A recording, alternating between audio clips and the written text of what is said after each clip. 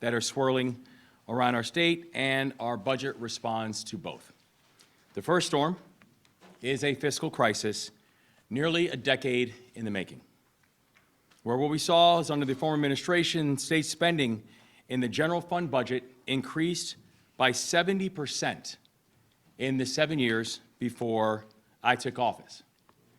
While the budget increased by 70% in those 7 years, we also saw economic growth stall, where during that time period, we saw the nation's economy continue to grow while Maryland's economy continued to stay flat. So while we were spending, we were not growing. Emergency COVID money from the federal government papered over a structural deficit that had been warned by experts since 2017. And now, we face the worst fiscal crisis in at least 20 years, one even worse than the Great Recession. The second storm is a stark new policy direction from the Trump-Vance administration that threatens to disrupt Maryland's economy. So in partnership with the General Assembly, it is our responsibility to help the state weather these two storms and emerge stronger. We are guided by a single, clear principle. Build an economy that grows the middle class and gives everyone a pathway to work, wages, and wealth. And the four pillars that we have used as our guideposts and our priorities at the center of this mission are: first, grow the economy; second, strengthen the labor force; third, modernize government; and fourth, fix what's broken in our tax system. None of these things are easy. All of them are necessary. And with this budget, all will get done. So this morning, I will give an overview of why these priorities matter and how we plan on addressing them. First things first, we've got to grow our economy. From 2017 to 2022, the national economy grew by 11%. Maryland's economy grew by just 3%. Now, that lack of growth has very real consequences for our state and for our people. If our economy had been growing more rapidly, if our GDP growth was moving at a higher clip, guess what we would not have inherited? A structural deficit. The problem is, when you have spending increasing by 70% and GDP growing by 3%, you have a problem. One that was long predicted, and one that can only be fixed by growth. If our economy had been growing more rapidly, we could better withstand any headwinds or any challenges that this state might face. So that's why economic growth is our North Star. It's at the center of every single opportunity we hope to seize, at the center of every single hope that we have for the people of this state and the people of this state have for themselves. It's the key to unlock and overcome every challenge that we have. And yesterday, I unveiled our economic agenda. We are channeling $750 million towards economic growth this year. We will invest in growth.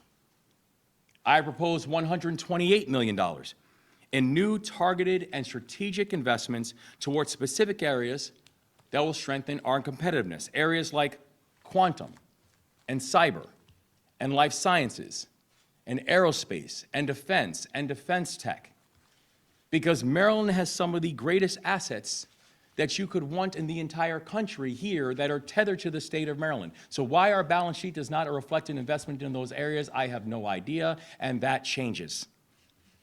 Our investments will drive $515 million in economic activity in Maryland and support, create, or retain 2,600 jobs. And our economic strategy is broader than simply addressing one industry or one sector, because you cannot have growth if you're not also investing in the things that make communities worth living in, like safe neighborhoods and safe communities and affordable housing. You cannot have growth if you're not also investing in all the things that make our state so special and making Maryland a place that people want to live and grow and thrive and stay. We need a holistic approach to growth, and that's exactly what the growth agenda helps to provide. That's why in our growth agenda, we also talk about things like preserving record funding for local law enforcement. That's why we're supporting programs to turn more renters into homeowners. That's why we'll continue to invest in priorities that make Maryland safer and more affordable and more competitive so we can win against our neighbors. And anyone who suggests that we can just cut our way to prosperity is not being honest. And anyone who wants to suggest that you can just tax your way to prosperity is not being honest either. We need to grow. Growth is the answer. The second, we need to strengthen our labor force. When I took office, we learned quickly that the pipeline between Marylanders and opportunity was broken. When you have a situation that there are 2 available jobs for every single person filing for unemployment, you know you have a pipeline issue. And it isn't enough to create jobs if we're not also training Marylanders to be able to fill those jobs. It is not enough to have growth industries if you do not have Marylanders that are prepared to take on the place to help those growth industries grow and thrive inside of the state. So now is the time to be able to equip Marylanders with the skills that they need, not only to compete for the jobs of now, but to compete for the jobs of the future. We have preserved record funding for K-12 schools to ensure Maryland has the best education system in the country, and we are teaching our students how not just to be employees, but we're teaching our students how to be employers, how to lead. And I know we have some of the best 4-year institutions in America here in the state of Maryland, something that we are very proud of, but we are going to end this myth that every single one of our students must attend one of them in order to be economically successful. It is not true. So we will not fund like it's true. We are making strategic investments in apprenticeships, strategic investments in trades, and strategic investments in job training. We are building new pipelines to industries of the future like cyber and biotech, and at the same time, we will continue our strong support for childcare so Maryland parents can hold a job and still know that their children are safe as well. Our labor force strategy prioritizes our greatest source of strength: Marylanders, our people. Now, third, we need to modernize government. When we took office, we realized that many structural challenges had gone unaddressed for a very, very long time. Where different agencies were paying different amounts of money for the same IT equipment and software. If I asked a question, how much does it cost to get a state laptop, I should not have to get 7 answers. But this oftentimes was what was happening. Hundreds of state cars are being serviced and maintained, many of them with hardly any miles on them because they weren't being used. But we knew that we had to be able to address these issues because when simple problems go unexamined or unaddressed, that burden will fall on the taxpayers, and we will not accept that. So last week, I announced a new government modernization initiative to help us find ways to save taxpayers money. This push will save us a projected $50 million this year alone, and this push will be the cornerstone of our vision for a government that is more efficient, that is more responsive, and that meets the people of this state where they are. In addition, we will slow the implementation of certain mandated priorities to ensure that all state programs are 2 things: effective and sustainable. Effective and sustainable. And we also need to make difficult cuts when necessary. We need to rein in spending. We need to tighten our belts. We need to spend wisely. We need to spend for the future. We will propose in this budget $2 billion in total cuts this year. And we have taken a narrow and a targeted approach that focuses on boosting efficiency and delivering results. This was not just across-the-board ideas. That's too lazy for this team. Strategic, targeted, and making sure you're focusing on effectiveness and sustainability. Now, the fourth, we need to fix what's broken in our tax system, because you cannot look at Maryland's tax system and honestly say that it works as it should. I have been all around this state, from Western Maryland to the Eastern Shore, speaking with CEOs and state workers to entrepreneurs. And the one consistent thing that we all agree on is this tax system makes no sense in the state of Maryland. The one consistent thread we continue to hear is how complex it is, how confusing it is, and frankly, for many Marylanders, how deeply unfair the tax system is as well, which also makes us less competitive with our neighbors. And if we are truly fighting for the future, you cannot just simply use the tools of the past. So, this year, we have put forward a common sense package for tax reform that will make taxes simpler, fairer, and pro-growth. And for the third year in a row, we will not raise sales taxes. For the third year in a row, we will not raise property taxes. That we are closing corporate loopholes and help lower the overall corporate tax rate to make Maryland more attractive, to make Maryland more business-friendly, and to stop losing competition with our neighbors. And with this budget, nearly two-thirds of Marylanders will receive a tax cut, and in fact, 82% of Marylanders will either receive a tax cut or see no change to their tax status at all. I'll repeat that again. Two-thirds of Marylanders are going to get a tax cut.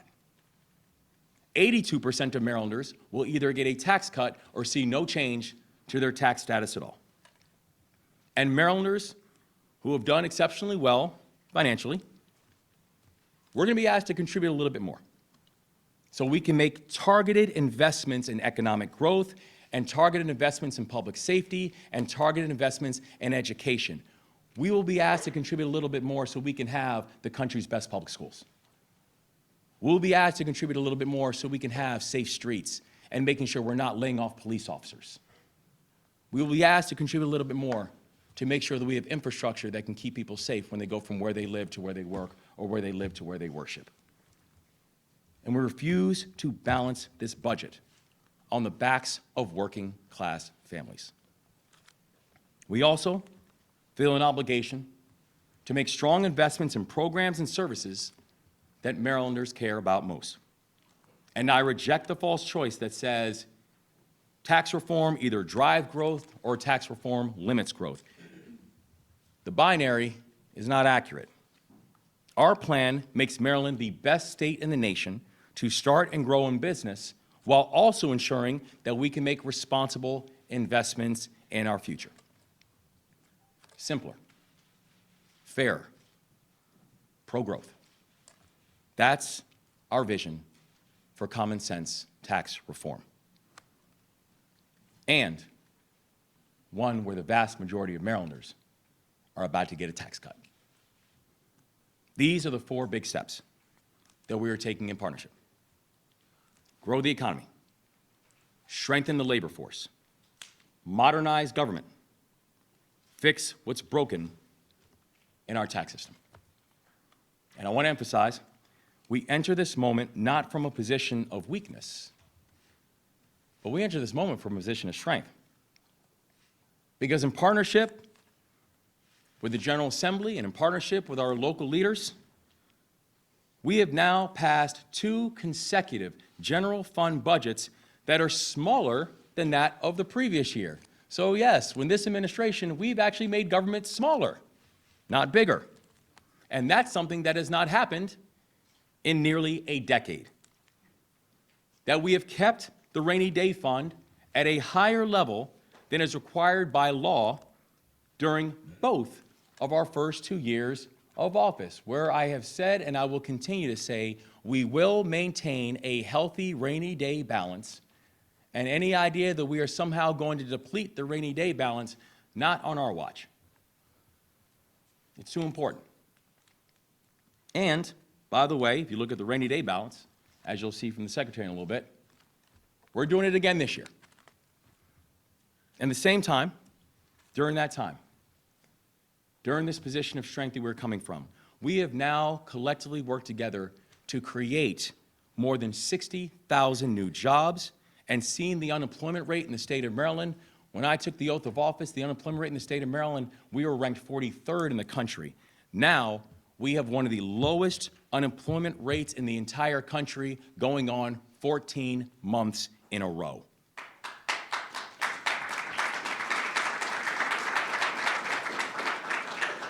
We have delivered historic funding for K-12 education, advanced key priorities laid out in the blueprint, and focus on the fundamentals of reading and math. And every step of the way, we have moved in partnership across parties and across all parts of the state. So, as I turn it over to our DBM Secretary, Secretary Grady, I know that people said when we came into this session that this was, that we had a crisis, that we had a fiscal crisis and the largest fiscal crisis that we had seen in 2 decades. But I want to also say to the people of this state, we've seen crisis before, guys. We don't just talk about a fiscal crisis. We saw a crisis when we came on board, and we saw a crisis in violence and homicides, where we saw over an 8-year period how the homicide rate in the state of Maryland had nearly doubled. The non-fatal shooting rate in the state of Maryland did double. How Baltimore City went 8 straight years of 300+ homicides. We know crisis. And we also know that at that moment we chose to do something really unique, and that's work together. And now, not only have we been able to break the back of violent crime that we've seen across our state, Maryland is now amongst the national leaders in a decline in violence and homicides and non-fatal shootings. We know that on March 26th, we saw a crisis when a ship the size of 3 football fields slammed into the iconic Key Bridge. And we saw how collectively we worked together and we were able to respond in a way that the people needed and deserved. We do hard things. We respond to crises. We work together, and we make big things happen for the people of this state. I'm very clear about the storms. I'm also very clear that together we're going to navigate them. And so with that, I'd like to turn it over to Budget Secretary Helene Grady, as she's then walked through the details of our budget plan. Madam Secretary.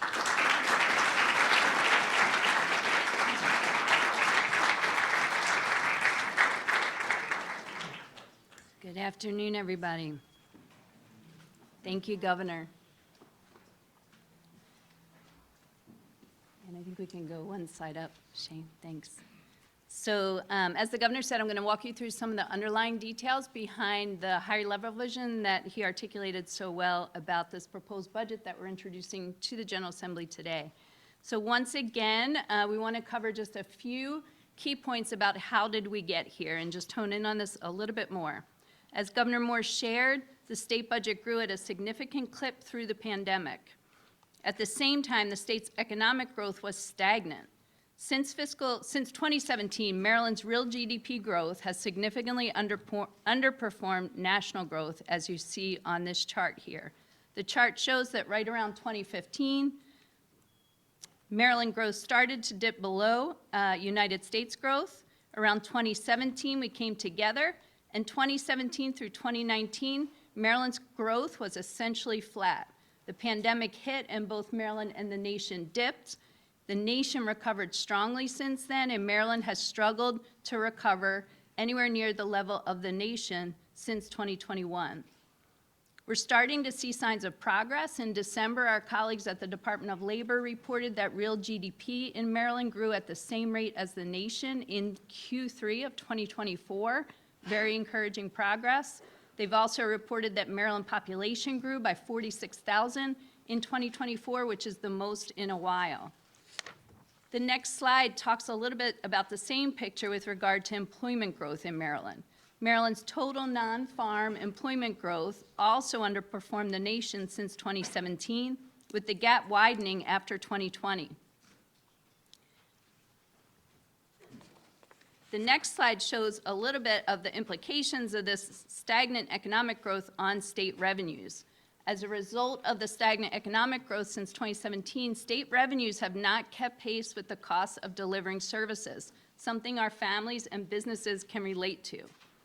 Pre-pandemic, what you see on the chart is that general fund revenue growth trends hovered around 4% pre-pandemic, spiked to about 13% during those pandemic years as a result of a number of factors related to the pandemic, and since then have come below pre-pandemic levels.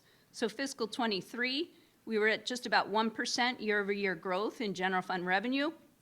Fiscal 24 dipped to flat 1% year-over-year growth in general fund revenue, and currently we're projected at only 1.5% growth for fiscal 26, the budget year that we're developing now.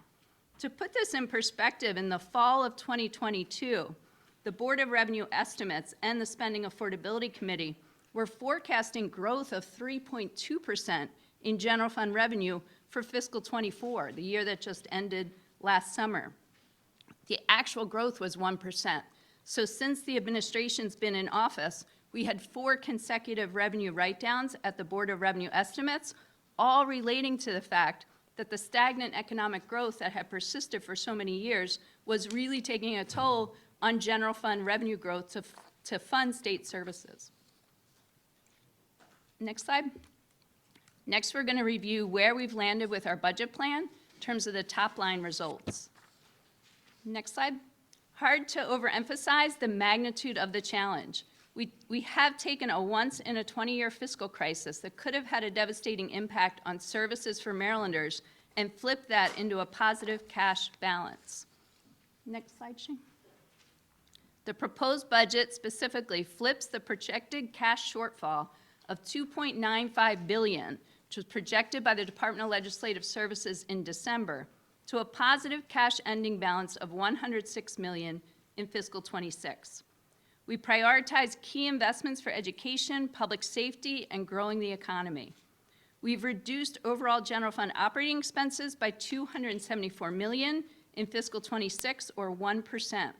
And last, we've reduced the structural deficit for fiscal 2026 by $2.25 billion. The proposed budget, as the governor mentioned, maintains a rainy day fund balance of 8% of general fund revenues in fiscal 2026. That's just over $2 billion to weather uncertainty. That compares to 5% rainy day fund balance pre-pandemic, for most of history pre-pandemic, and compares to a goal set by the Spending Affordability Committee of 7.5%. The budget reflects a balance of 8%.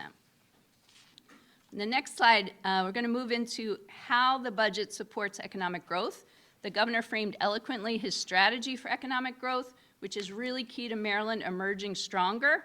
The vision for economic growth in this budget is a broad one, and we're going to cover some of the tactics behind our vision for economic growth that are exhibited in the budget that's being introduced today. On the next slide, we'll talk about this broad approach includes a focus on prioritizing investments in competitiveness, safety, and affordability. We have proposed new money for commercial hubs and industries of the future, like life sciences, IT, aerospace, and defense, as you heard yesterday. We maintain a record $122 million in funding for local law enforcement, as well as other investments in public safety, and our budget invests in a clean economy to create jobs and lower costs. In the next slide, we go a little bit deeper into the $128 million in key target industry investments that were unveiled yesterday by the governor.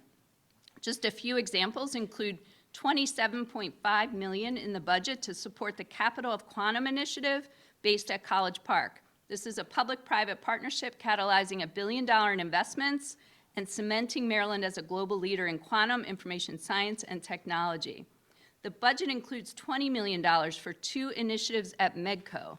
The first is a strategic infrastructure revolving fund, and the second is our Build Our Future program. These are both recent programs at MEDCO that we are capitalizing at greater levels in the fiscal 26 budget.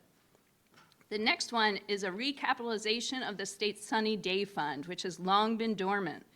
We are recapitalizing with a commitment of $25 million for fiscal 26 and a new focus on bringing new businesses to Maryland, focus on attraction as opposed to retention. And last, the budget includes for fiscal 26 $15 million on top of $15 million in fiscal 25 for TradePoint, to support TradePoint Atlantic Container Terminal Project. This is a 168-acre redevelopment. The Port of Baltimore slated to break ground in fall of 2025 and projected to generate $1 billion in private investment. Next, we're going to talk a little bit about our investments in public safety. The budget maintains, as I said, a record of $122 million in local aid for police protection. Additionally, the budget increases funding for the Department of Juvenile Services, including $4.2 million targeted to expand evidence-based community services run by DJS. Additionally, we are investing $3 million to reopen Catoctin Treatment Center in Western Maryland. Next, we want to talk a little bit about our investments in a clean economy. The proposed budget doubles the funding for initiatives to support the climate pollution reduction plan from $90 million in our current fiscal 25 budget to $180 million in fiscal 26. Additionally, we're able to do this record doubling of investment in climate pollution actions, pollution reduction actions, even while we're also able to make strategic use of some of the balances within our Strategic Energy Investment Fund to support other priority economic growth investments in fiscal 25. Next slide goes a little bit deeper into this $180 million that we're proposing to the legislature that we invest in a clean economy.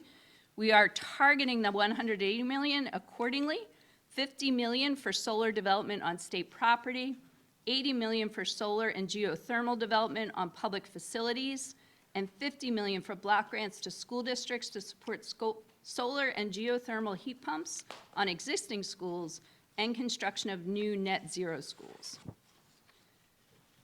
Our next section, we want to talk a little bit about how our investments in strengthening the labor force are reflected through the budget. This is aligned specifically with the economic growth agenda. The budget reflects key investments in the labor force to enable the growth that we envision and also to ensure that all Marylanders are positioned to participate in that growth. Some examples of investment in our workforce initiatives include record funding for pre-K through 12 education, investing $9.7 billion into Maryland's public schools. More than $400 million for child care scholarships to serve nearly 43,000 children this year, up from just over 16,000 children as recently as 2022. And an additional $5 million for the Employment Advancement Right Now program, also called EARN, at the Department of Labor, that supports apprenticeship and workforce training programs for target industries and sectors. This is a 62% increase to the EARN program, which is a program that is proven by studies to show that for every dollar invested, a $17 return on investment based on the value of earnings differentials for participants. The next slide shows by illustration the record education funding that's reflected in the fiscal 26 budget. Despite the fiscal crisis that we're managing, this is a stark illustration of Maryland's strong and continued commitment to pre-K through 12 education funding. Just under $10 billion in the fiscal 26 budget, with general funds at just over $7 billion and blueprint funds at $2.4 billion next year. The next slide shows you a little bit of the trend on our investment in child care scholarship program. Again, really core to strengthening our workforce. General fund expense for the child care scholarship program is more than $400 million per year in fiscal 25 and fiscal 26, again, slated to support almost 43,000 children. As recently as 2 years ago, the state was funding just $59 million into this program. And this is occurring while those general fund revenues were being written down over these last 2 years. However, this is a critical priority area to our economic growth agenda, and so we have reprioritized within the budget in fiscal 25 and again in fiscal 26 to be able to sustain these service levels. Last, this chart just gives a sense of how all these investments together are really focused on continuous improvement in our labor force participation, which is really necessary to enable the growth that we envision. Again, you can see from the chart that historically Maryland has relatively high labor force participation rate and continues to, but that we have struggled since pandemic to recover to pre-pandemic levels at the rate that the nation has. We do believe that this budget will fuel further growth in this key metric. Next section, we're going to talk a little bit about what does it mean for us to be focused on modernizing government. How do we propose to pay for all this exciting and important investment in economic growth? One key way is through redirection of funds from other areas to these key priorities. First and foremost, the budget cuts $2 billion in spending through cost reduction and cost-saving measures. Our budget ensures that state funding returns to levels that match our balance sheets. As we were preparing this budget, everything was on the table. We pursued a comprehensive review, and we are including here just a few key examples of some of the areas where we are looking to trim back or to shift resources.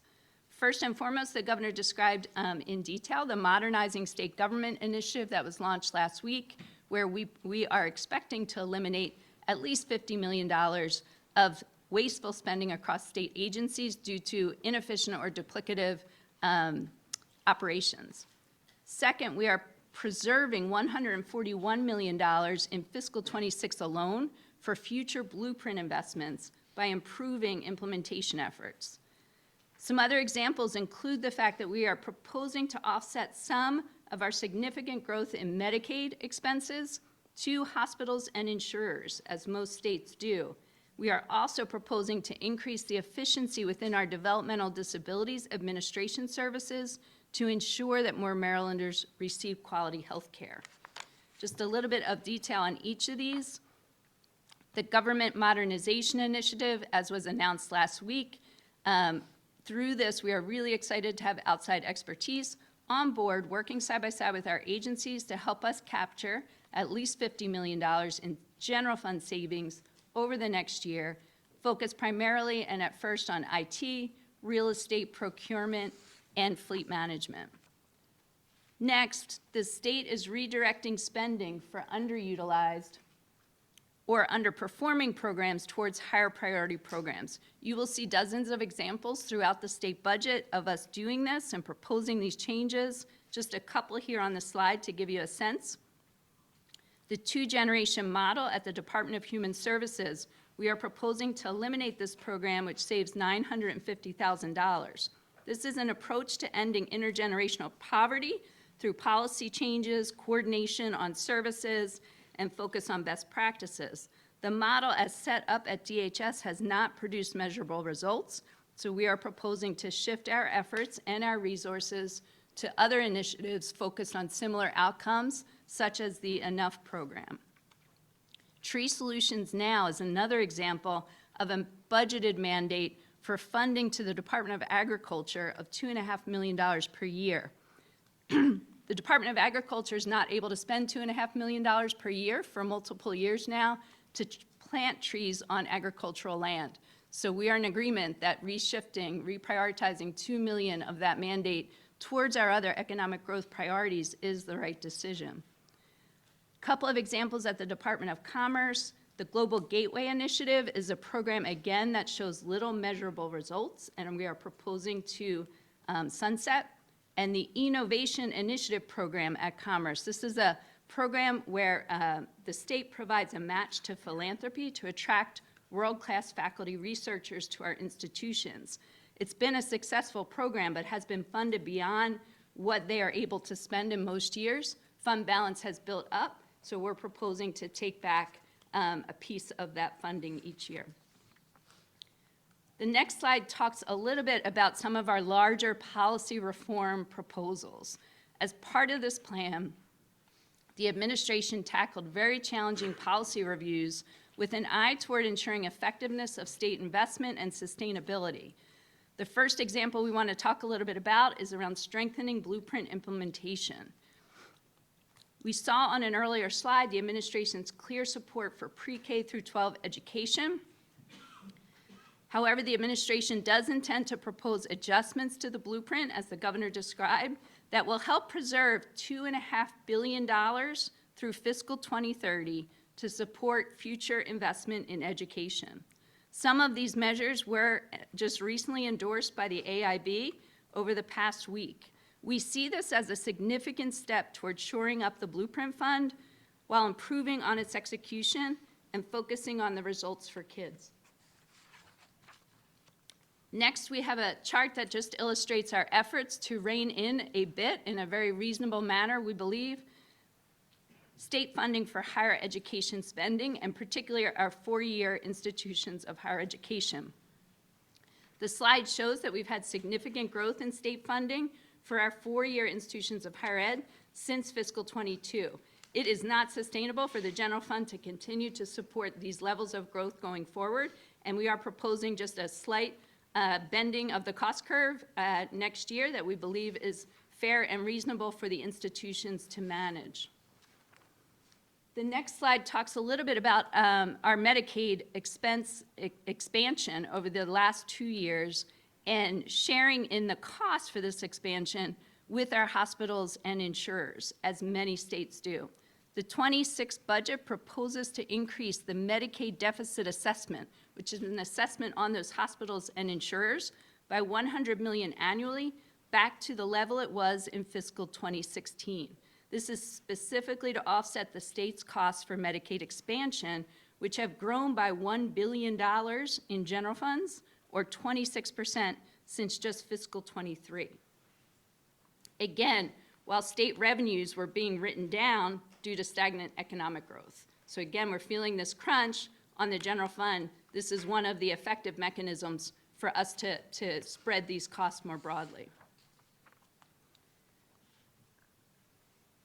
Another example within our health services area where state costs have grown at an unsustainable rate with important new investments designed to strengthen providers and improve service delivery is within our Developmental Disabilities Administration at the Department of Health.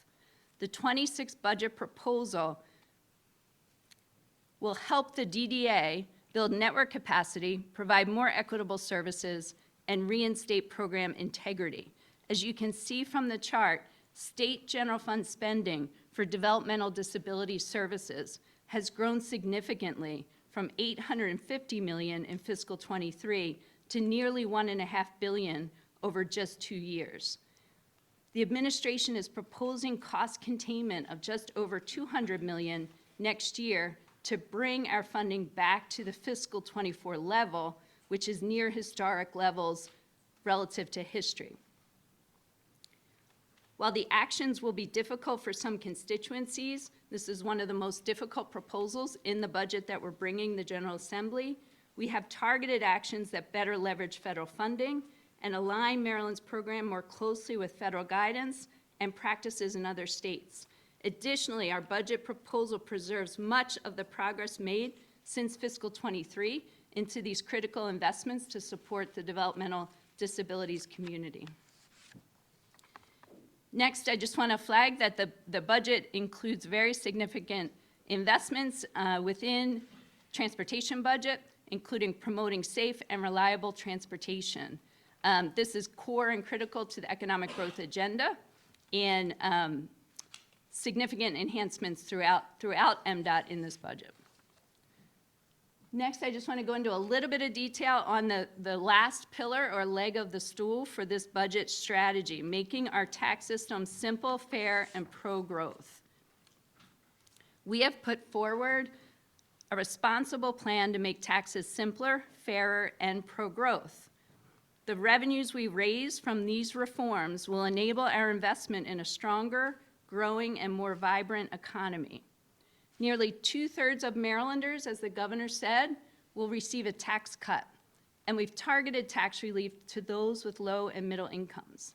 22% of Marylanders will see no change under this income tax reform plan. For the third year in a row, as the governor mentioned, we have avoided raising the sales tax or the property tax in the state of Maryland. Additionally, we intend to cut the corporate tax rate to entice more businesses and drive growth. On the next slide, we have a little bit more detail around our income tax proposal in particular, which is really the centerpiece of the reform plan. We are presenting the General Assembly with a bold proposal to reform the personal income tax. What we are proposing to make this personal income tax system simpler includes, first and foremost, a doubling of the standard deduction, while also removing or eliminating itemized deductions. This ensures that all taxpayers are treated equally and puts us on better competitive ground with our neighboring states with regard to the standard deduction, which is the best tool for providing broad tax relief for all Maryland taxpayers. Additionally, we are proposing to consolidate the bottom 4 income tax brackets on our current bracket schedule at a 4.7% rate, which is slightly below the 4.75% rate today for the 4th of those lowest brackets. Alongside this income tax proposal, but within the umbrella of making our tax code simpler, we are proposing to eliminate the inheritance tax in a way that is revenue neutral by also changing the exemption on our estate tax. Maryland's the only state in the country that taxes both inheritance and estate, and we're proposing to change that. We believe our tax proposal will also make things fairer. In that regard, we are proposing to expand tax relief by eliminating the standard deduction penalty and the child tax credit limit that exists today, both of which make tax code unfair for lower income families in Maryland, particularly relative to other states. We're proposing additionally to add 2 new tax rates at $500,000 for single filers at a rate of 6.25% and $1 million also for single filers at a rate of 6.5%. You might ask, how is that fair to add new tax brackets with higher rates on the upper income, wealthiest Marylanders? It turns out that Maryland's highest earning households currently pay the lowest share of their income in Maryland taxes, both state and local taxes. According to the Institute on Taxation and Economic Policy, households earning more than $700,000 pay 9% of their income in state and local taxes in Maryland. Households earning less than $30,000 pay considerably more at 9.6%. Our proposal seeks to level those differences. On the next slide, talk a little bit about some of the other components of the revenue package, which include lowering the corporate tax rate by implementing combined reporting to close tax loopholes and broaden the corporate base. We're proposing to increase the sports wagering tax rate from 15% to 30%. Seems like a big jump, but many of our neighboring states are significantly higher than 15% today. Pennsylvania is at 36%, and New York is even higher, north of 50%. We're proposing to increase the table game tax rate from 20% to 25%, and effective fiscal 27, 18 months from now, we're proposing to increase the cannabis tax rate from 9% to 15%. Governor Moore's fiscal 26 general fund tax reform package raises $987 million in fiscal 26 to invest specifically in this economic growth agenda in Maryland.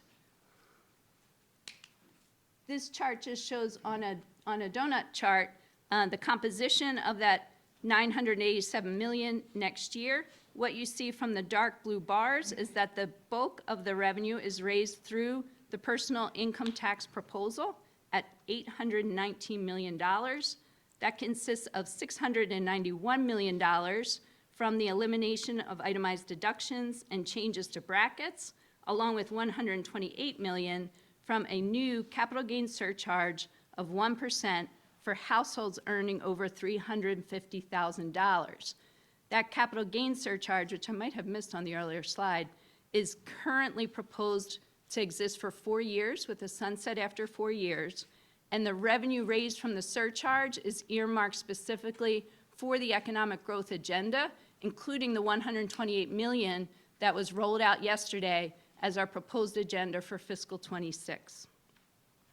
Additionally, on the donut chart, you can see the next largest portion of the package is around the gaming taxes, with $95 million projected from increasing the sports wagering tax rate and $31 from increasing the table game tax rate.